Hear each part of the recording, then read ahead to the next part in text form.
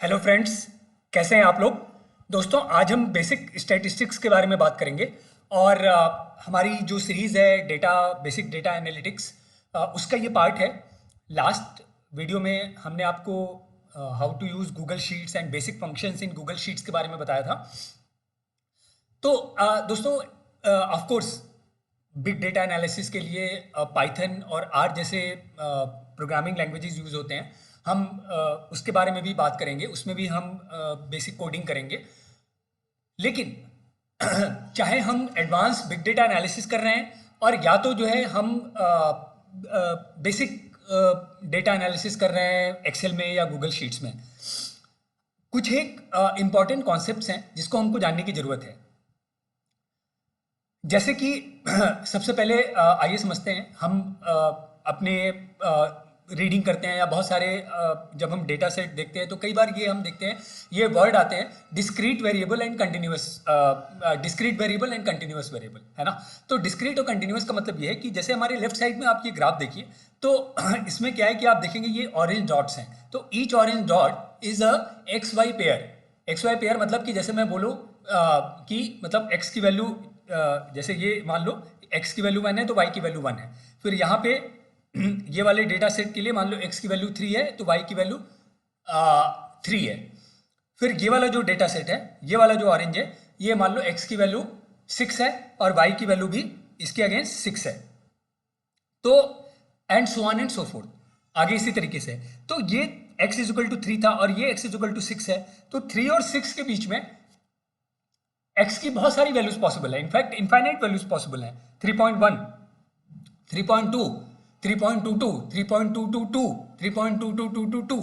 तो हमें पता है कि रियल नंबर में बिटवीन 3 and 4 और 1 and 2 infinite values are possible. तो यहाँ पे अगर हम जो है लेट्स से कि 3 ये x इक्वल टू 3 और x इक्वल टू 6 के बीच में x इक्वल टू 4, तो x इक्वल टू 4 के लिए अगर हम जानना चाहें कि y की वैल्यू क्या है तो इस ग्राफ से नहीं पता चलेगा, क्योंकि इसमें ये अनडिफाइंड है। तो इस ग्राफ में जो है एक सर्टेन y की वैल्यू जो है वो सर्टेन वैल्यूज ऑफ x के लिए डिफाइंड है, इसीलिए जो है ये डिस्क्रीट है। और यहां पे इस ग्राफ में x की कोई भी वैल्यू हम पकड़ लें, y की वैल्यू उसके लिए गिवन है। अगर हम जानना चाहें यहाँ पे x की वैल्यू, मान लो यहाँ पे x की वैल्यू है 11, तो 11 के लिए y की वैल्यू क्या है, तो इस ग्राफ के थ्रू हमें पता चल जाएगा। तो कंटिन्यूअस का मतलब होता है कि विदाउट एनी ब्रेक x की हर वैल्यू के लिए y की कोई ना कोई वैल्यू होगी। तो ये डिस्क्रीट और कंटिन्यूअस में ये फर्क होता है। कंटिन्यूअस मतलब कि विदाउट एनी ब्रेक। अब दोस्तों, हम data set, we deal with data set. जैसा मैंने बोला कि बहुत बिग डेटा एनालिसिस करनी है तो आपके पास बहुत बड़ा डेटा होगा, बट जनरली हमारे डे टू डे एप्लीकेशन में डेटा सेट्स इतने बड़े नहीं होते हैं और इसीलिए हम जो है एक्सेल में या गूगल शीट में अपना काम करने में हम कर सकते हैं। तो ऑफ कोर्स, तो सेंट्रल मेजरमेंट क्या है? सेंट्रल मेजरमेंट इज जैसे ये मीन, मीडियन, मोड, ये सब जो चीज़ें हैं इनको central measurement of a data set बोलते हैं। तो मीन क्या होता है ये तो हमें पता है, मीन एवरेज बहुत वाइडली यूज होता है, बहुत इजी टू कैलकुलेट है और इजी टू अंडरस्टैंड है। भाई इसका एवरेज क्या था, मीन क्या था। मीडियन भी आप में से बहुत सारे लोग जानते होंगे। मीडियन का मतलब वही होता है कि मिडिल डेटा सेट, है ना। जैसे कि यहाँ पे जो है, और ये सारी चीज़ें आप गूगल शीट में कैलकुलेट कर सकते हो। तो जैसे यहाँ पे जो है मान लीजिए डेटा सेट आपको दिया हुआ है 47386, तो इसका जो है अगर बोले कि भैया इसका जो है आप बताओ मीडियन क्या होगा, तो ऑफकोर्स मैं यहाँ पे लिख सकता हूँ t is equal to median, है ना, और ये ऑल द वैल्यूज, और ये मुझे बता देगा कि मीडियन 6 है। लेकिन मैनुअली इसको कैसे करें? मैनुअली कॉन्सेप्ट समझने के लिए तो मैं सबसे पहले कोई भी डेटा सेट दिया हो तो उसका मीडियन निकालने के लिए उसको असेंडिंग ऑर्डर में सॉर्ट कर लीजिए। तो ये क्या किया, ये यहाँ पे क्या हो जाएगा 3 4 6 7 8, है ना, असेंडिंग ऑर्डर में सॉर्ट हो गया। अब आप देखिए कि मिडिल वैल्यू कौन सी है, मतलब कि वो वैल्यू जिसके पीछे भी उतनी नंबर ऑफ वैल्यूज हो और आगे भी उतनी नंबर ऑफ वैल्यूज हो। तो यहाँ पे 6 है, 6 के पीछे 2 वैल्यूज है और आगे 2 वैल्यूज हैं, तो यहाँ पे 6 हो गया मीडियन। लेकिन अगर मान लो कि यहाँ पे एक वैल्यू और रहती, मान लो ये डेटा सेट है 473869, तो यहाँ पे क्या होगा, मीडियन कैसे निकालेंगे, तो यहाँ भी हम इसको असेंडिंग ऑर्डर में सॉर्ट करेंगे और ये हो गया। अब यहाँ पे क्या है कि 2 मिडिल वैल्यूज हैं, है ना, 6 और 7, एक सिंगल वैल्यू नहीं है। तो 6 और 7 के पीछे 2 वैल्यूज हैं और 6 और 7 के आगे 2 वैल्यूज हैं। तो यहाँ पे मीडियन क्या हो जाएगा 6 और 7 का एवरेज, है ना। तो ये जो है ये यहाँ पे मीडियन हो जाएगा, ये स्टार आ रहा है इसलिए, ठीक है। तो दोस्तों आप इसको मैं फॉर्मूले से भी कैलकुलेट हम निकाल सकते हैं मीडियन। ये डेटा सेट, ये डेटा सेट और ये 6.5 आ गया। अब दोस्तों एक और इंपॉर्टेंट कॉन्सेप्ट जानने की जरूरत है कि वेरिएंस क्या होता है या स्टैंडर्ड डेविएशन क्या होता है। स्टैंडर्ड डेविएशन और वेरिएंस एक दूसरे से रिलेटेड है। Standard deviation is equal to square root of variance. और स्टैंडर्ड डेविएशन हम रियल लाइफ में बहुत सारे आप लोग जो एडवांस फिजिक्स या जिन लोगों ने एडवांस मॉडलिंग वगैरह की है, तो आप लोग एक वर्ड सुना होगा वोलेटिलिटी, है ना। तो वोलेटिलिटी मतलब कि उछाल, इसमें कितना वेरिएंस है। तो स्टैंडर्ड डेविएशन मैथमेटिकली जो है स्टैंडर्ड डेविएशन वोलेटिलिटी को रिप्रेजेंट करता है। अब वेरिएंस के कॉन्सेप्ट को समझने के लिए आइए हम एक डेटा सेट से इसको समझते हैं कि मान लीजिए कि एक क्रिकेट मैच हुआ, टीम ए और टीम बी ने खेला, तो 25 ओवर का मैच था, 25 ओवर्स का। तो जो है ये स्कोर है 5 प्लेयर्स फ्रॉम टीम ए खेले और जो है ओवर खत्म हो गया। तो उनके स्कोर्स हैं 1305 176, मतलब 4 लोगों ने तो एकदम ही खराब खोला और एक भाई साहब ने कपिल देव की तरह 176 बना डाला 1983 वर्ल्ड कप की तरह। तो यहाँ पे टोटल स्कोर 185 है और एवरेज आप निकाल लोगे 37 है, मीडियन भी आप निकाल लोगे। लेकिन अब मैं अगर इस डेटा सेट को कंपेयर करता हूँ इस डेटा सेट से, है ना, मान लो कि अब जो है ये जो टीम बी का स्कोर है ना, तो इसमें क्या है प्लेयर्स ने बनाया 45, 41, 37, है ना, इतने रन बनाए, इनका भी टोटल है 185। तो अगर मैं आपको जो है ये 2 डेटा सेट दूं, है ना, और मतलब ये इंडिविजुअल नंबर ना दूं, मैं बोलूं कि यार टीम ए जो है ना, टीम ए आज एक मैच हुआ, टीम ए ने जो है का एवरेज स्कोर था 37।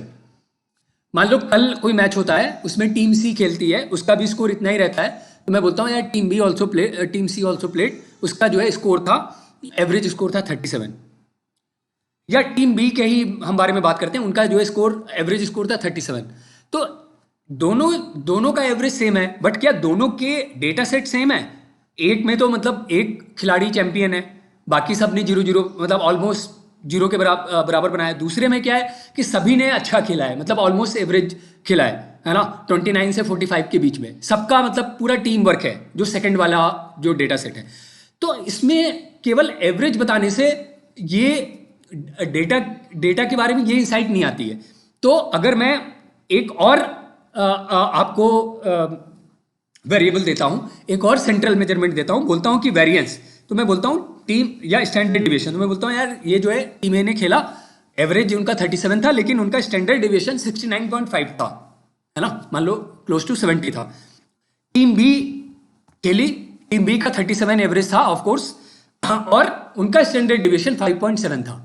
तो अब जो है with this additional information of standard deviation, इन दोनों स्कोर में हम जो है डिफरेंशिएट कर सकते हैं, अगर हमें इंडिविजुअल स्कोर ना भी दिए हो तो, क्योंकि जैसे ही वो बोलेगा 37 एवरेज और 5.6 स्टैंडर्ड डिविएशन, मतलब कि भैया मतलब 37 के आसपास ही सारे खिलाड़ियों का रन होगा, बहुत 37 से बहुत ऑफ नहीं होगा। लेकिन पहले वाले डेटा सेट में 37 एवरेज 69.52 स्टैंडर्ड डिविएशन, मतलब ठीक है एवरेज तो 37 है, बट कुछ खिलाड़ी ने बहुत मतलब 37 से बहुत कम होगा और कुछ 37 से बहुत ज़्यादा होगा। तो स्टैंडर्ड डेविएशन के आने से ये एक बहुत इंपॉर्टेंट एक इंसाइट हमको मिलती है, इसीलिए ये इंपॉर्टेंट है ना। और तो इसको कैसे निकालते हैं? ऑफ कोर्स इसको मैन्युअली निकालना थोड़ा टफ है, तो इसीलिए जो है यहाँ पे हम क्या करेंगे, हम इज इक्वल टू लिखेंगे वेरिएंस डॉट पी और डेटा सेट को सेलेक्ट कर लेंगे। उसी तरह स्टैंडर्ड डेविएशन के लिए जो है आप या तो इसका जो है स्क्वायर रूट ले सकते हो, है ना, स्क्वायर रूट इसका ले लो तो आ जाएगा वही, और या तो आप ये कर सकते हो कि स्टैंडर्ड डेविएशन डॉट पी। तो यहां पे जो है डॉट पी डॉट एस का क्या मतलब है, एक्चुअली जब हमारे पास सारा डेटा प्रेजेंट है और उसका हम स्टैंडर्ड डेविएशन निकाल रहे हैं, वेरिएंस निकाल रहे हैं, तो हमें वेरिएंस डॉट पी वाला फॉर्मूला यूज करना है। और अगर हम VARP वाला फॉर्मूला यूज करना, और अगर हम सैंपल कर रहे हैं, है है ना। जैसे मान लो हमने इलेक्शन हुआ और हम जो है सैम्पलिंग करके और हम जो है एग्जिट पोल की एनालिसिस कर रहे हैं, तो वहाँ पे जो है चूंकि हमने पूरी पॉपुलेशन की बजाय अब हम एक एक सबसे तो जाके पूछ नहीं सकते कि किसने किसको वोट दिया है, तो हम सैम्पलिंग करते हैं एक रिप्रेजेंटेशनल कुछ लोगों से इंटरव्यू करके उनसे पूछ के, और उसके बेसिस पे हम जो है एनालिसिस करते हैं। तो वो क्या हुआ, पूरा पॉपुलेशन नहीं, पॉपुलेशन का एक सैंपल, रिप्रेजेंटेटिव सैंपल हम लेते हैं। तो वहाँ अगर वो सैंपल आप लोगे तो अगर वो आपका ये data set is not the population but sample, तो वहाँ पे आपको VARS वाला फॉर्मूला यूज करना पड़ेगा, है ना। यहाँ पे मैं लिखता हूँ = VAR, और ये वाला फॉर्मूला आपको यूज करना पड़ेगा, है ना, ये वाला। तो ये आप जब यूज करोगे तो इसकी वैल्यू आपको डिफरेंट आएगी, है ना। ये आ रही है, ये ज़्यादा आती है। ज़्यादा किस लिए आती है, इसकी एक अलग एनालिसिस है, क्योंकि जो है जब हम सैंपल लेते हैं तो डेफिनेटली सैंपल जो है वो पूरा पॉपुलेशन तो है नहीं, तो सैंपल का वेरिएंस जो है वो डिवाइडेड बाय n की जगह डिवाइडेड बाय n-1 होता है। n मतलब नंबर ऑफ डेटा सेट, तो सैंपल में जो है वो डिवाइडेड बाय n-1 होता है, क्योंकि sample is suppose to have higher variance than the population. तो दोस्तों यहाँ पे जो है हमने ये बेसिक कॉन्सेप्ट समझा मीन, मीडियन, वेरिएंस वगैरह का। आगे की वीडियो में हम जो है प्रोबेबिलिटी के बारे में डिस्कस करेंगे, रिग्रेशन के बारे में डिस्कस करेंगे, और प्रोबेबिलिटी डिस्ट्रीब्यूशन के बारे में डिस्कस करेंगे। ये हमारा बेसिक अंडरस्टैंडिंग के लिए है कि हम जो है जो भी आर में हम कोडिंग करें या एडवांस डेटा एनालिसिस करें, उसके पीछे हमको की कॉन्सेप्ट्स पता हों, जिससे कि हम अपनी डे टू डे लाइफ में जब भी हम कोई भी बिजनेस कॉन्टेक्स्ट में हम कोई डिस्कशन कर रहे हैं, कोई प्रेजेंटेशन दे रहे हैं, तो हमें वी कैन इंट्यूटिवली फील कि हम जिस डेटा के बारे में बात कर रहे हैं वो डेटा रिप्रेजेंट क्या कर रहा है। जस्ट केवल हम जो है केवल प्रोग्रामिंग और कोडिंग ना करें, बल्कि बिजनेस कॉन्टेक्स्ट में उस डेटा को फील कर सकें। यही हमारा पर्पस है इस कॉन्सेप्ट को एक्सप्लेन करने का। तो दोस्तों आपको क्या डाउट्स हैं या आपके क्या क्वेश्चंस हैं, वो आप इस वीडियो के कमेंट में आप हमें लिख के बताओ। हमारा चैनल है स्किल क्लब, उस पर हम ये सीरीज़ हमारी नई स्टार्ट हुई है डेटा एनालिटिक्स वाली, हम उसमें और भी वीडियोज़ अभी आपके लिए लेके आएंगे। तो दोस्तों till next video, see you, thank you.